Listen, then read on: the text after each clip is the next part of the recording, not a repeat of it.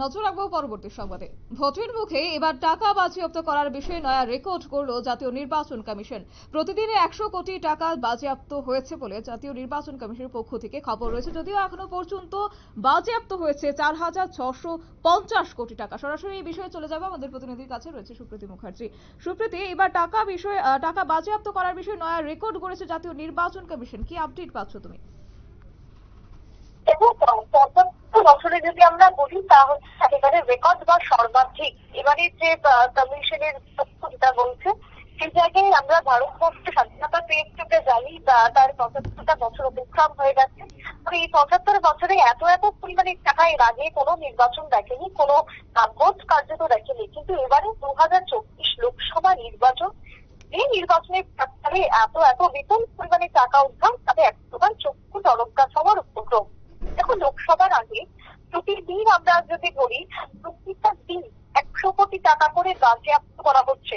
সংখ্যাটা তুমি বুঝতে পারছো, 100 কোটি টাকা করে প্রত্যেকটা দিন যদি বাজেয়াপ্ত করা হয় তাহলে সেটা কোন জায়গাতে গিয়ে দাঁড়াতে পারে, এমনটাই সেই জায়গায় দাবি করছে কমিশন।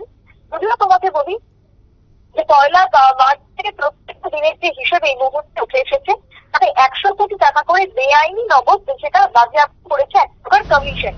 এবারে যদি বলি যে দেখো 16 তারিখের দিন ঘোষণা হয়ে গেছে, তারপর কমিশনের তরফ থেকে যে কথা জানানো হচ্ছে যে প্রত্যেকটা দিন তোমার চলছে এক প্রকার তল্লাশি অভিযান। প্রতিটা দিন এক করে এই তল্লাশি অভিযান চালানো হচ্ছে এবং লোকসভা ভোটের আগে এনফোর্সমেন্ট ডিরেক্টরেট মোট 4,650 কোটি টাকা বাজেয়াপ্ত করেছে এখনো অব্দি। 2019 সালের যে লোকসভা, সেই লোকসভা নির্বাচনের তুলনায় কয়েকটা গুণ এক প্রকার বেশি।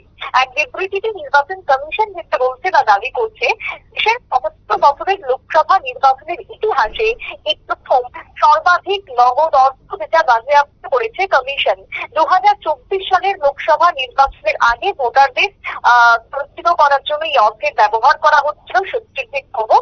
এবং তার পাশাপাশি তোমার আগামী 19 এপ্রিল যেহেতু রয়েছে সাধারণ ভোট, তাই 1 জুন পর্যন্ত ভোট 7 দফা নির্বাচন চলবে। আর তার আগে 4,650 কোটি টাকা এখনো পর্যন্ত ইডি বাজেয়াপ্ত করতে পেরেছে।